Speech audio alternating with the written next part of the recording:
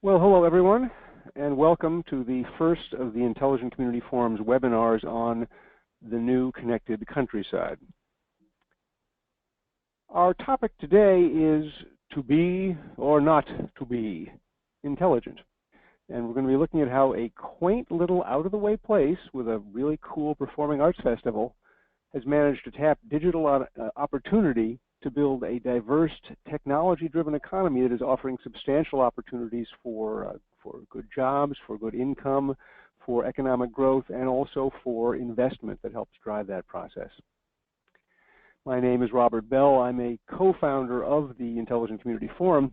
My work here focuses on gathering and making sense of the large amount of data that we receive from intelligent communities around the world on how they succeed and what it takes for other places to be like them.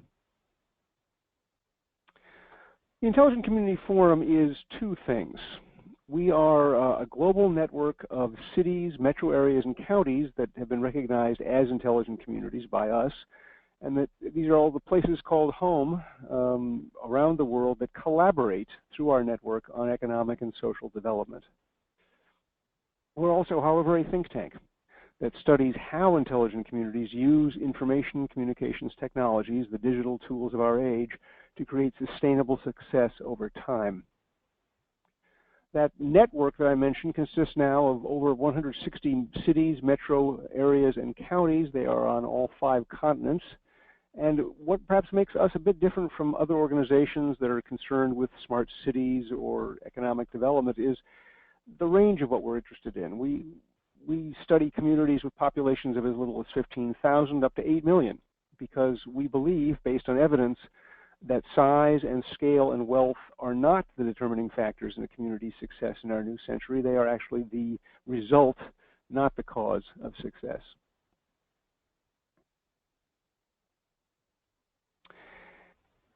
That century that we're talking about, our new century, well, century is an age of disruption, and it is driven by the unbelievable growth of digital technologies and their penetration into every aspect of business, of government, and of our social, cultural, and private and public lives.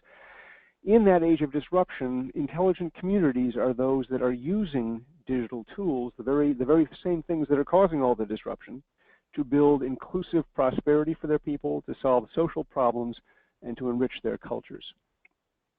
Now, this is the first in a series of webinars that we are producing called The New Connected Countryside. They're virtual conference events that focus on one of the biggest challenges of our time, which is re-energizing the economies of rural regions, helping them retain talent, growing businesses that provide good incomes, and that give their cultures a global sounding board, which reinforces their own relevance, their own importance. We look forward very much to growing this into an online platform where community leaders, residents, institutions, and businesses of rural areas can connect, can exchange, can share advice, can share resources, and also attract investment. That's a very big, hairy, audacious goal, as we fully admit, but we're going to start accomplishing it today with your help. Experts at the UN tell us that most of us will be living in massive cities by 2050. Where no doubt we will all be as happy and contented and frantically busy as the young woman on the left there, who can't take her eyes off her phone while she crosses the street in traffic. And that is going to doom our rural areas to stagnation and decay, where folks will live in shacks. The next generation, like the young woman on the right, will move away, and the old folks will gradually die off. Now, that's the typical vision. That's the vision that we all kind of absorb from what we read and what we see. But we think at the Intelligent Community Forum that it is increasingly outmoded, because the broadband revolution offers rural areas the chance to overcome the barriers of smallness, of remoteness, of lack of connection among people because of distances, and many of them are grabbing that opportunity. In reality, the two biggest success factors powering growth in both urban and rural areas are not the ones we think of. They are infrastructure, which is perhaps obvious to some, and then also imagination. Cities have always led in part by virtue of their infrastructure, which is much easier to fund and build when it can serve millions or tens of millions instead of thousands. But the infrastructure of the 21st century isn't your grandmother's infrastructure. This chart shows the cost per kilometer to install different kinds of infrastructure: paved roads, water mains, electricity line, gas main. Roads, of course, are really, really incredibly valuable. They're also really expensive. The other classic kinds of infrastructure are a lot cheaper, of course, but even cheaper than them is the infrastructure of broadband communications, whether it's wireless, fiber optic, or something else. And some of our most innovative rural communities are exploiting that fact to equip themselves with high-quality digital infrastructure and then leveraging that to attract investment, to create companies, grow their economies, and connect their people to the world. Now, it takes great imagination and a lot of determination to pull that off, but imagination is just as likely to be found in the small, smart places of the world as it is in the biggest urban centers. And the result that all of this creates is a unique new opportunity. Innovative, investment-ready economies that also offer the quality of life of the countryside: natural beauty, clean air, peace, quiet, neighborliness, things that can be very hard to find in a bustling urban core. So we're going to dive into an example of one of those today. Before we begin, just a few housekeeping notes. All attendees will be in listen-only mode during this so that we can actually make ourselves heard. But we certainly want to and encourage your questions, which you can submit using the questions panel on your webinar. We'll be monitoring those, and when we get to the Q&A part of this, we'll make sure to get your questions and comments into the discussion. Recordings of the webinar will be available on ICF's website afterwards, and if you need technical support, which we hope you don't, you might want to just jot down these numbers, both the U.S. toll-free and a number that can be reached from outside the United States, even though it will cost you a little bit of money. It's now my pleasure to introduce our speaker, who is Marlene Kofi. She's a municipal expert and civic leader with 25 years in the economic development industry. She holds not one but two master's level degrees from the University of Waterloo in economic development and municipal finance, and she's a registered professional planner. As the former director of economic development at Waterloo and most recently the lead in Milton's Education Village Innovation Center, she's got a lot of experience in bringing together multifaceted teams and the many piece parts within a larger project. So, Marlene, we're very pleased to have you with us today and look forward to hearing what you have to say. Well, hello, and thank you very much for having me here today. I do very much believe that we are all part of an ICF community, and as part of that community, we together are thinking about ways to advance our communities and the economy. By way of background, I would like, next slide please. By way of background, I'd like to start with a quote specific to Stratford, Ontario, Canada. Stratford is the connected capital of Canada, a smaller city that has truly invested in a connected infrastructure. That's a quote given to us by Grant Corville, Director of QNX Software Systems. And that is a very topical theme for us to discuss today, particularly as economic developers in the profession. At the very core of what we do in economic development, we work to foster a positive business environment. And ultimately, the metric that we look at is the creation of jobs and assessment for our municipalities. We look at direct, indirect, and associated benefits that come in our work. All of this generating revenue or assessment, which the city can then enjoy to reinvest. Innovation, particularly in small to mid-sized cities, is absolutely topical in today's world. In Canada, we have about 33 million people in our population, and 81% of those people live in urban centers.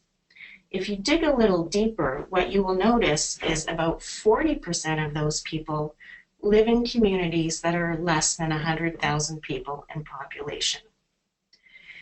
The access to technology and infrastructure is absolutely changing and allowing us as small to medium-sized communities with the ability to be competitive. The theme of today is new connected countryside, or what I think of as traditional sectors in the digital economy. The story that we want to share with you today as the Stratford example is the investment that we have made as a community to build out city-wide Wi-Fi infrastructure. We service a community that houses about 21,000 jobs, and the foundation of our community is in a rural area surrounded by agriculture. We are well known in the tourism and arts sector and the performing arts. We have blended ourselves around education, industry, and the creative arts. And the common thread across our sectors is technology. Next slide, please. As a community, we see ourselves as the connected capital of Canada, in the center of the IT and automotive cluster in Ontario, with a digital media hub and connected to digital corridors. We spent some time getting ready as a community and taking a new approach, which really comes from the history of Stratford. The history of Stratford is one that's built on a foundation starting in furniture, through to automotive, through to world-class education and tourism. This new approach has penetrated into the economic development philosophy, where we now have created ourselves as a not-for-profit development corporation working for the city's economic development prosperity. Diversity into the digital economy is absolutely central to what we do. We've spent some time understanding and planning around our future outlook, and obviously launching a new way of communicating through brand, website, and social media. Next slide, please.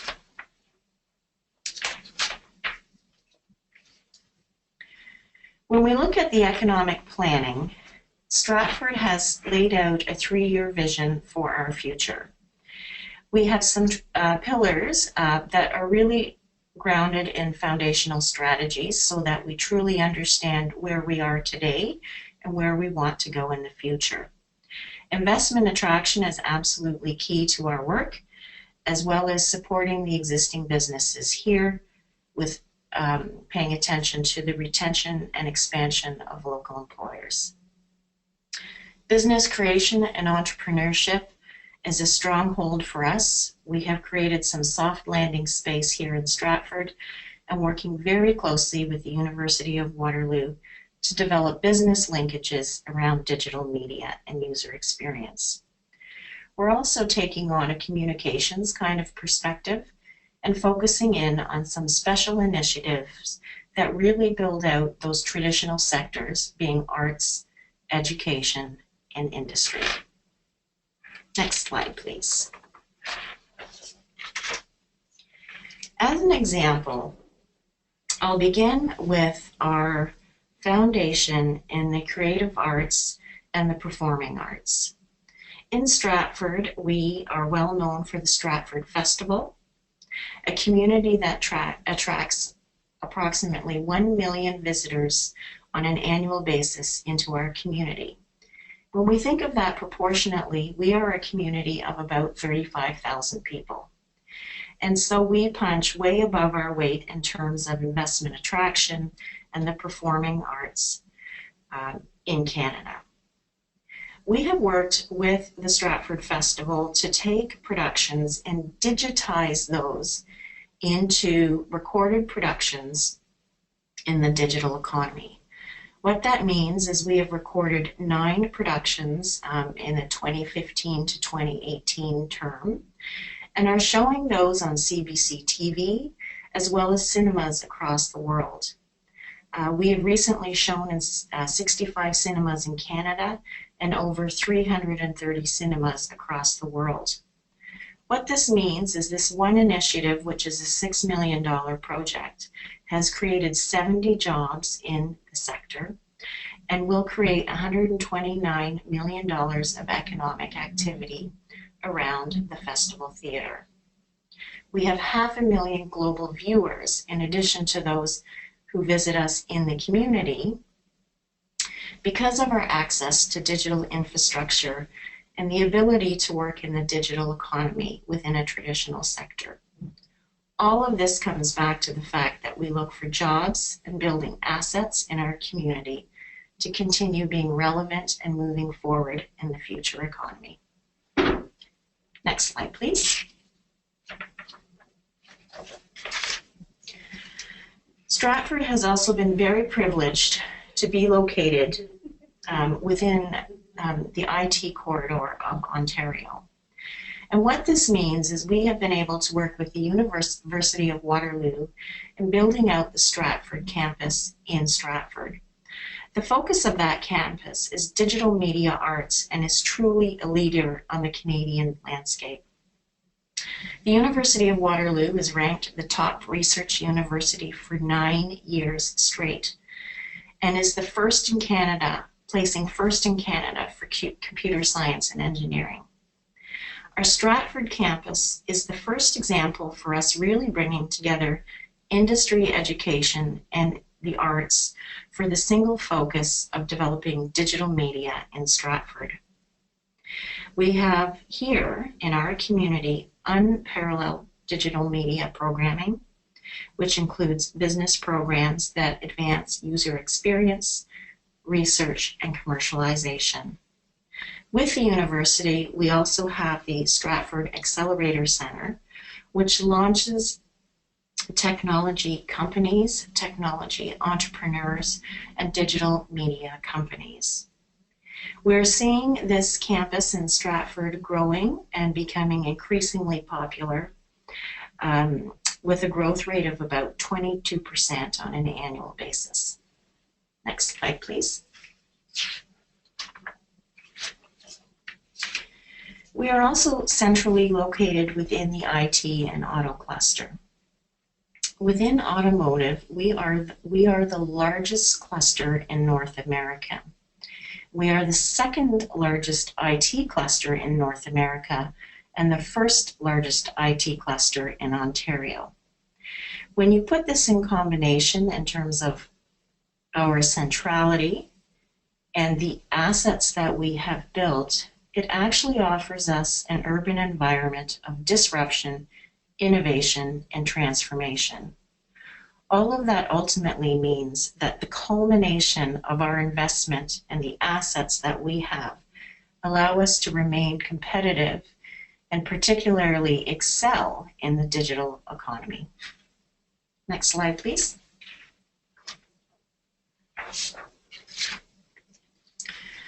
Stratford has invested in Wi-Fi connectivity. Our entire city is wired wirelessly for connected technology.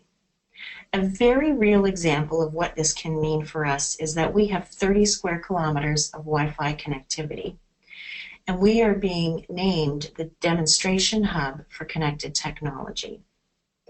The reason that we're interested in this technology is, of course, we offer all the assets that I've mentioned before, but it also allows us to work within a traditional automotive sector and bring that sector once again into the digital economy. The province of Ontario has permitted the demonstration of technology, particularly around automated and autonomous vehicles. And we are seeing considerable interest by the private sector in Stratford because of the investment that we have made into infrastructure. Next slide, please.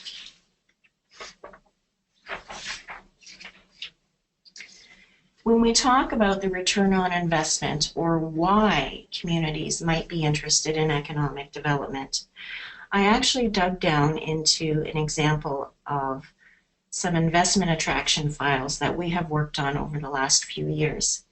And it's really interesting to look at an investment opportunity when it first comes to a community and how that unfolds or magnifies once that investment opportunity lives and grows here. The examples that I pull, we actually see that the employers have grown their job portfolio by threefold. And the construction value, which means continued investment in retention and expansion, is about 14-fold.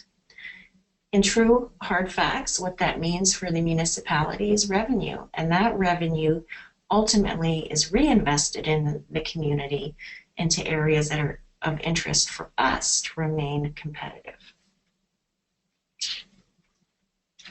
Next slide, please. So I present to you a community that is a small to mid-sized community that has truly accelerated as the connected capital of Canada, with an IT and automotive tech cluster and a digital media hub that allows us to work within the connected corridors. The connectivity that we have been able to invest in and take advantage of has absolutely helped our community advance in the economy. Thank you very much for your time, and I open up to questions. Marlene, thank you. Thank you so much. And I'm having some kind of echo here, but hopefully it'll go away so it won't drive you people crazy. I've got a few questions coming in, but before we get to them, I want to spend a moment contrasting today with the past. Because your presentation, you're a good economic developer and investment attractor, and you're talking about the remarkable things going on in Stratford today. To me, the most remarkable thing is to step back 15 years and look at Stratford then and now, and I'm going to characterize it from what I know, and you tell me if I'm right. I mean, 15 years ago, 20 years ago, Stratford was a very nice little place down at the end of the road. You'd leave Toronto and you'd drive and you'd drive and you'd drive and you'd drive for a couple hours, and you'd go through farmland, and then you end up in this beautiful Victorian town center. And the whole place woke up for 3 or 4 months a year to put on the Shakespeare Festival, which was great. And then, it kind of closed down, and you've got farming, which is fantastic, except what it produces economically is a few wealthy farmers and not a whole lot of other employment. And you had the automotive cluster, which kind of rose and fell with the fortunes of the automotive industry. So, it was a very typical, if you will, rural place on the outer edge of an urban or of a metropolitan area. So, you think I'm being fair there in my characterization? Somewhat. Stratford has always been a vibrant community because of its connection to the agricultural sector, and we're actually located in one of the wealthiest parts of Ontario in terms of farmland production. Sure. There's also an inherent piece around the kind of people and the entrepreneurship that truly lives here that is vibrant within the community. And that entrepreneurial spirit is ultimately what, as a community, allows us to continue reaching for the next innovation, for the next level of relevance and being active within the new. Well, and that's precisely the point. That's precisely the point that I wanted to make, because it's so much more impressive when you understand that it is the imagination and the ambition and the entrepreneurship that is from top to bottom in this place. I've had the privilege of visiting Stratford a couple of times. That has made it what it is, and to me, that's an investment-ready vehicle if there ever was one. Absolutely. The other piece I'll add to that is that building our community around the concept of diversity or economic diversity is absolutely critical also. So what you've seen in that transition within the economy is that the foundation within agriculture is steadfast and true. The building out and advancing of the arts community, industry, and now education is a strategic decision on our part to continue investing in our future. Absolutely. Let's just drill into some of the pieces of this, because I think that they're very interesting. I mean, for instance, okay, so Shakespeare Festival, you gave a great example there of the way in which the application of digital technology to it, is producing new economic value out of an asset that's already there, which is, of course, what so much of growth is about. But you've also got a big data center there that got founded there out of, I think a short list of 200 places ended up coming to Stratford. And again, it was, I think, an example of the community investing a bit ahead of the need and doing some real smart deal making. Could you talk a little bit about that, about the data center? Absolutely. So you are correct. We do have a number of financial institutions that have invested in the community, and that's because of our digital infrastructure. Financial institutions are looking for the ultimate security and great place to invest for their data centers. And Stratford has been able to meet that because we truly are development ready. So this always goes back to investing in your infrastructure. At one time, our infrastructure was rail, and then it was highways, and now it's broadband. And as a mid-sized community, we really are able to be smaller and nimble in that we're able to be investment ready, be open for business, and make that investment into the infrastructure so that we can work with companies to help them be as successful as possible. Right. I mean, as I recall, there was just, I mean, for instance, Stratford owns its own electric utility, and that electric utility made some major investments in the location that has the data center as well as a bunch of other things, and so right away you've created one of the conditions for attracting high-tech business, which is robust and very reliable power. You've already talked about the broadband connectivity put in place.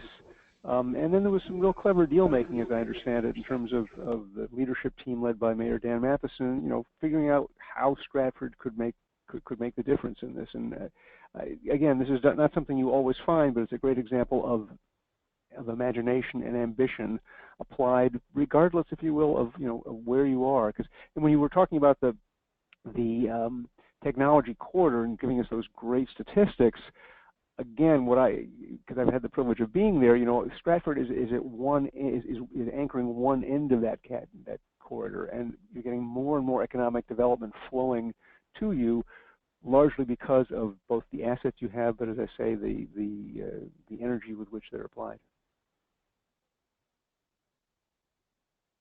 Yes, understanding the context that we work in is also an important part. So yes, as a municipality, we control our infrastructure and ultimately the path that we choose. But it's also important to understand that we work within economic regions and across economic regions, so a pan-regional approach is also critical to our own success. And so we very much understand that we are anchored in an agricultural hub, that we are anchored in an automotive hub, that we are anchored in that IT and innovation corridor that connects Waterloo region to Toronto. All of that infrastructure is ultimately an asset. And where Stratford really accelerates is around our ability to work with digital media, which is the blending of those assets into a user experience that is leading the world today. And that is what appeals to companies. Yeah. Well, that ties into a question I have from our audience, asking about the evolution of that digital media story. You showed us a slide of the Waterloo Stratford Campus building, and maybe we could talk a little bit more about that. But in particular, could you address the issue of, okay, so you've got this story going on in digital media. How can investors, coming in from outside Stratford or even from outside the country, leverage that? How is that going to create opportunities for them? So as a digital media campus, the university has just last year completed its first cohort of graduates and is now truly into a robust program, and of course has growth projections. And behind that is a very sophisticated infrastructure around innovation, research, commercialization. The University of Waterloo is particularly well regarded, as well as the Accelerator Center that's within their facility, to work with new ideas, to develop those ideas. There's a full program in place to help entrepreneurs build out their ideas and ultimately bring that to a level of commercialization. And for those of us who are in the industry, we know that taking a concept or research through to the steps of commercialization and ultimately business development is really, really difficult. And so we are so much more than just a collection of people or a group of buildings. It's really about the assets, the knowledge, the infrastructure that's in place to support that positive business ecosystem. And that takes us right back to my very first point about what we do in economic development and why we do this. It's ultimately about growing great cities. Absolutely. And again, and I made a point earlier on that it's not just about how big you are and how many toys you have in your sandbox. You're describing the kind of innovation infrastructure from, it starts, by the way, in the public school. You've got some amazing digital media program in your public school system, through to this undergraduate and graduate program where the young people are splitting their time between Stratford and Waterloo and, kind of finishing up at Stratford, doing major projects with partners in technology businesses and the festival and so forth. All the way through into this incubator and accelerator process, kicking out companies. You'd expect to find that in a major city. You'd certainly expect to find that in New York, where we are. There's lots of them. You could go to the digital media zone at Toronto. You do a lot of things, and here it is in a city of 35,000, and that's, to me, one of the keys to your success, that you've been building not just physical infrastructure, but you've been building the infrastructure of innovation.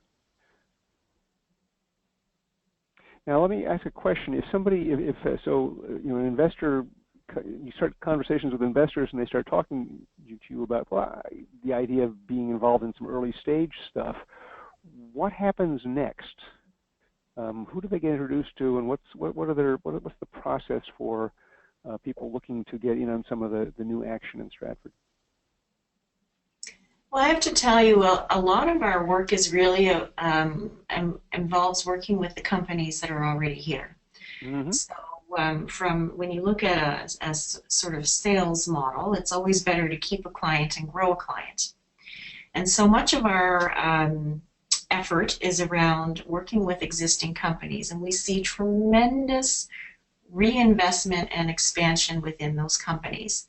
And it's all about connections. It's about connecting people to the right people and getting them the solution or answers that they need. When we work with a new potential company, of course, again, it's about customizing to the needs or requirements of that particular company. And so we see ourselves as a bit of a concierge service where we will engage with a company. We build a relationship, ask questions, and really start to understand what their needs are. And from there, we, as a group of municipal leaders, as well as the connections that we have through our community, we're able to access the right people to make those right introductions. And in that, you see the building of that positive business environment that makes it easy to invest here. And of course, behind all of that, we've positioned ourselves to have land that is truly shovel ready for development. We have invested in our power and our infrastructure around access to power so that we have continuous power that is not disrupted and makes it easy for someone in manufacturing, let's say, to know that there's a predictable level of service for them in the community. And then behind that is the broadband infrastructure, which we really see as the new infrastructure that is truly citywide in this case. Let's talk a little bit about the cost side of things. One of the things I've been observing is that established growth centers, Silicon Valley, New York Silicon Alley, Toronto, are just three parochial examples I can use, are beginning to run into some interesting issues, aren't they? I mean, they are, because they don't have a lot of land. In the case of Toronto, the decision was made to have a green belt to sharply limit development. New York's got Manhattan is an island, and Silicon Valley is just packed from end to end. The prices, and San Francisco is another example, the prices of just living and working are incredible, and it's getting to the point in a lot of these really hot tech places where it's beginning to drastically distort the living situations of people, but also to confronting them with the problem of, well, I can get my business started here, but gosh, I can't afford to get a place to live, and I can't afford office space. And so you talked about being shovel ready and having some land. That's kind of an interesting advantage that Stratford might have. Yes, our leadership here has been amazing in terms of seeing the value in developing employment lands. We have what we call a business park, which is truly geared to advanced manufacturing and innovation-minded companies. We've seen phase 1 of that business park sold out. I'm currently working on phase 2 of that business park, which is about 70% sold. And we're now just starting to plan for phase 3. It, of course, takes time to bring these assets online. We are seeing incredible uptake in terms of investment into the community. I think that Stratford and Ontario in particular are really well positioned right now in the economy. And so from the Stratford perspective, we're making sure that we do the absolute best to have the right infrastructure in place so that we can go out and grab that business. Yeah, interesting. Some more questions from the audience. I finally found the magic button to push so I could see them, so I'm glad I'm getting to them. The community built a wireless network, and the question is, I'd earlier said that putting together communications networks in terms of infrastructure is actually a relatively inexpensive thing. So could you just talk about a little bit about the investment decisions that went into building first the fiber underlay and then the wireless network, and how was that decision reached, if you will, that this was something necessary and important to do? Mm-hmm. I don't have all of the background on that, Robert, simply because that was before my time. But what I do know is that the city has taken a utility approach to building out this infrastructure. So through Festival Hydro, which is also called Rhizome Networks, the municipality invested in that infrastructure and is treating it as a utility. It allows us to achieve a number of things, everything from building out a smart city with a smart grid system that allows us to deliver great service to our citizens as well as our businesses. But it also gives us the grid, or the infrastructure, if you want to call it that, for the economic development opportunities. And that is where we are now seeing the results of what we've invested in a number of years ago are coming to life. Sure. So if I was to ask you a question about what it costs per square kilometer to do the initial broadband deployment, you'd have to say, gee, you need to talk to somebody at Rhizome Networks. Is that right? Yeah, I would have to get back to you on that, yes. That is fine. It's the kind of question, not the number you usually carry around in your head. Another thing we haven't talked about yet is your hospital network. Stratford's the center, and again, this is not really an investment opportunity, except that it is one of those things, good health care underlies a lot of location decisions. You're at the center of a regional health network that has really done some of the most impressive things I've seen in using digital technologies to improve service to people. Are you able to talk about that at all? Sure. So I had mentioned that we're a community of 35,000 people, but we are also a regional service center to a community of about 90,000 people. And again, because of our keenness to invest in community, we have invested in our healthcare network. We are that regional service center, and we do have a number of healthcare facilities across the greater region. But we also see that as a healthcare network, we're able to offer healthcare services that, again, are far above and beyond what one would typically suspect or expect to see in a mid-sized community. And because of our investment into that infrastructure, by default, those who are interested in innovation and advancing ideas or possibly commercialization or even access to healthcare services or files, that is all enabled because of the original investment into infrastructure. Yeah, two of the examples that blew me away when I was there last, which now unfortunately is a few years back, one of which was the centralization of testing at the hospital. So the hospital runs a network of trucks that runs around and pick up samples. They do testing at a central lab, which is obviously very cost effective, and then all the results get distributed over the network. So the physician gets literally the results on his or her BlackBerry or iPhone, just right away, which is pretty remarkable. And the one that really kind of tugged my heartstrings was the degree to which the mental health unit at the hospital uses broadband video conferencing to do its consults with patients all throughout this large area. And they talked about just the fact that it cut hours and hours out, which meant they could serve far more people because they weren't traveling. And that the existence, I asked them at that time, so does this kind of create a big brother effect? Are people worried about, there's this thing in my console in my house that's, makes me worry that somebody's spying on me? And they said, no, it's just the other way around. It's a reminder 24 hours a day that somebody cares. And I thought, what a great application of technology to solve a human problem. I want to turn a little bit to talk about sort of inputs and outputs, because you stressed something that I loved personally to hear, which is that your focus is on helping the homegrown businesses succeed, expand, and even reach out beyond your borders.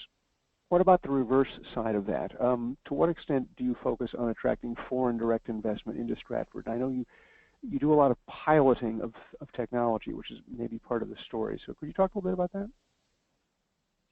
Yes. So there is the homegrown solution as well as the foreign direct investment. And we actually have been very lucky to see both being active and successful in this community.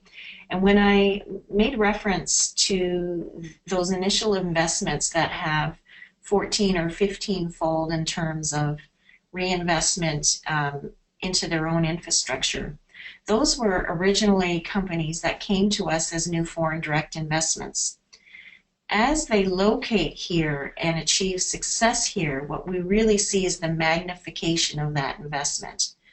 And so it's absolutely fascinating from both a national and provincial perspective to remember that we are all connected within a larger web of complex systems. And working within those corridors or hubs or complex systems and understanding where our individual communities can genuinely add value is what allows the individual community to excel. So if I were to pass on some words to our fellow ICF communities, I would say that investing into your future is critical, and always remaining true in terms of what is genuinely your community's competitive advantage is essential to having a long-term sustainable growth for the community. Yeah, absolutely. You want to pretend to be something you're not.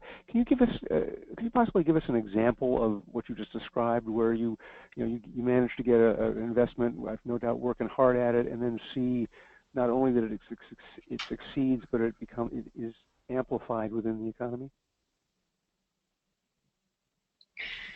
So in particular, the automotive sector in Stratford is alive and well. We are truly in the hub of Ontario's auto sector, which is actually North America's auto sector. And the companies that are doing extremely well are also what I think of as technology companies that just happen to make a product. Mm-hmm.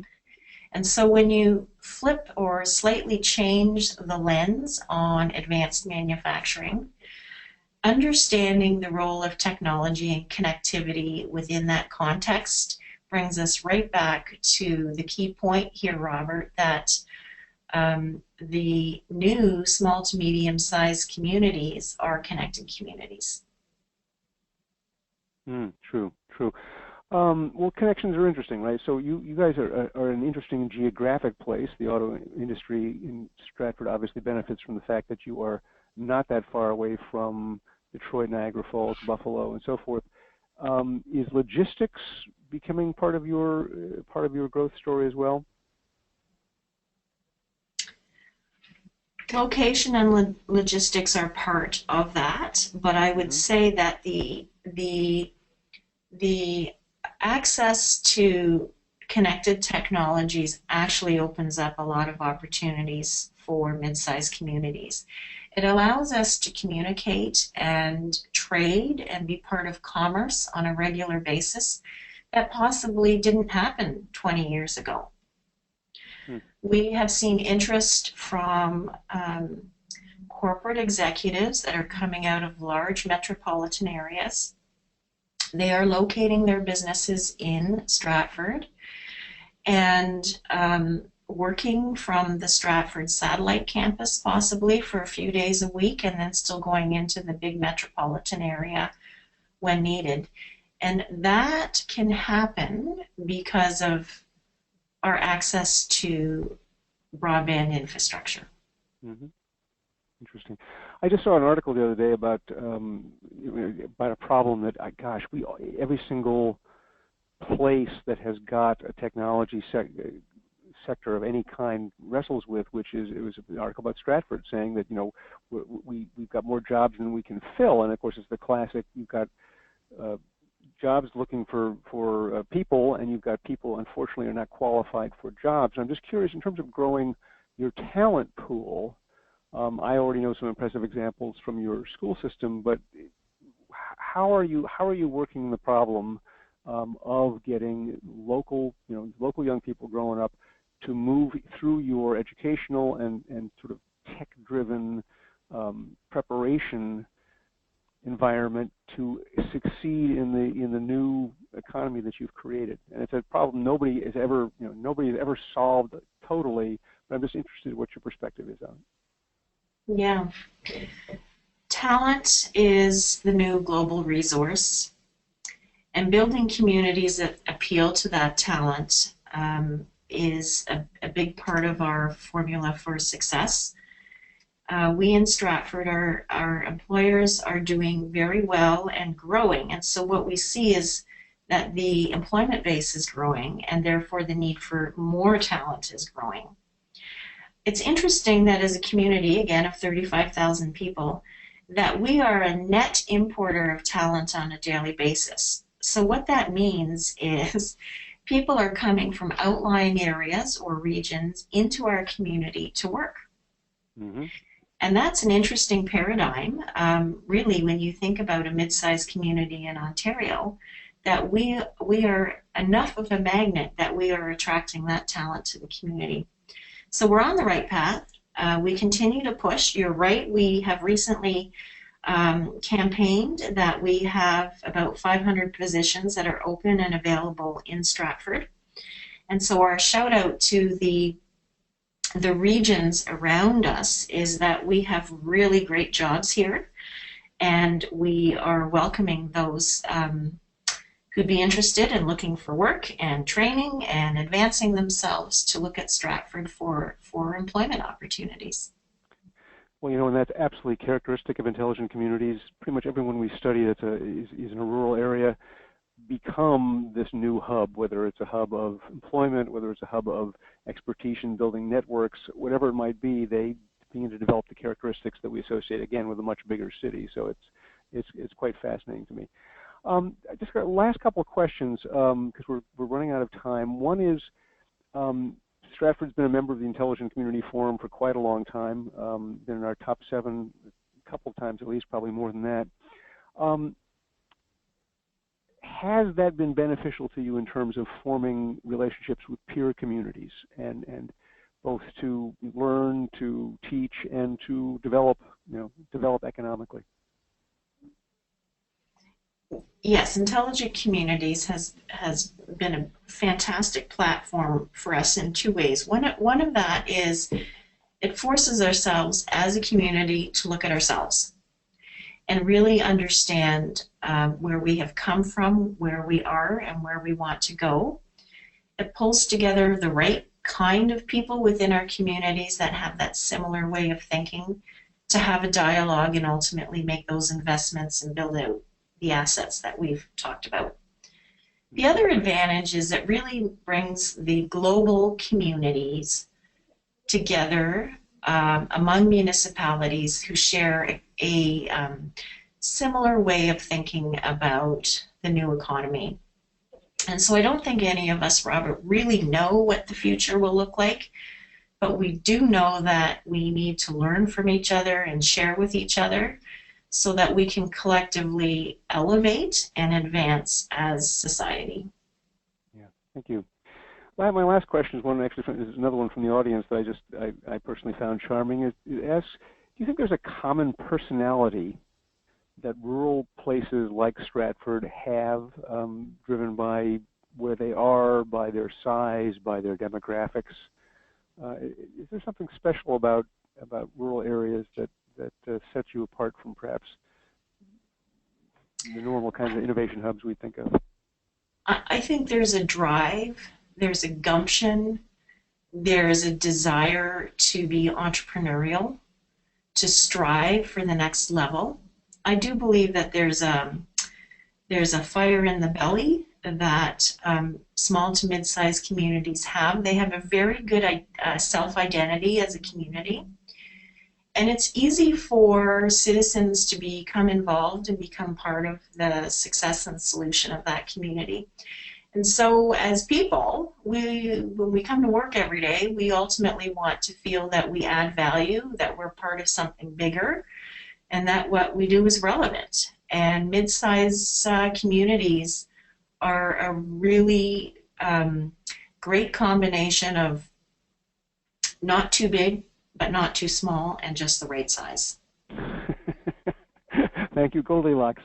Well, Marlene, thank you very much for sharing with us just a bit, because there's a lot more to tell, just a bit about the Stratford story and how it has really been transformational over, it's an overnight success that's been 15, 20 years in the making. I know that, for instance, it took you about 10 years to do the deal for the Digital Media Campus.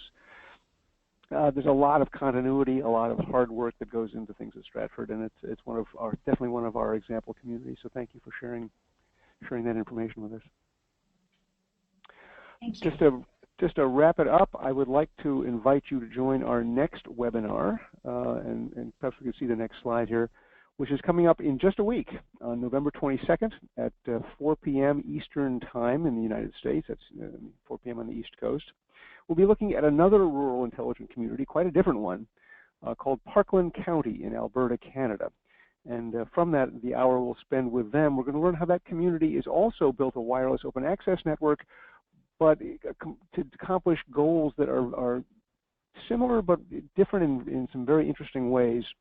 In particular, how they're using it to take a community which has all of its development in one kind of corner, and they're using it to begin spreading that out to create real opportunity across the place. They're not as far down the road as the folks in Stratford, so you'll really get a glimpse of a community in process that's doing some remarkable things well worth following. So thank you very much for joining us. We look forward to seeing you at our next New Connected Countryside webinar, and I wish you a very successful day, however much of it you may have left. Thanks.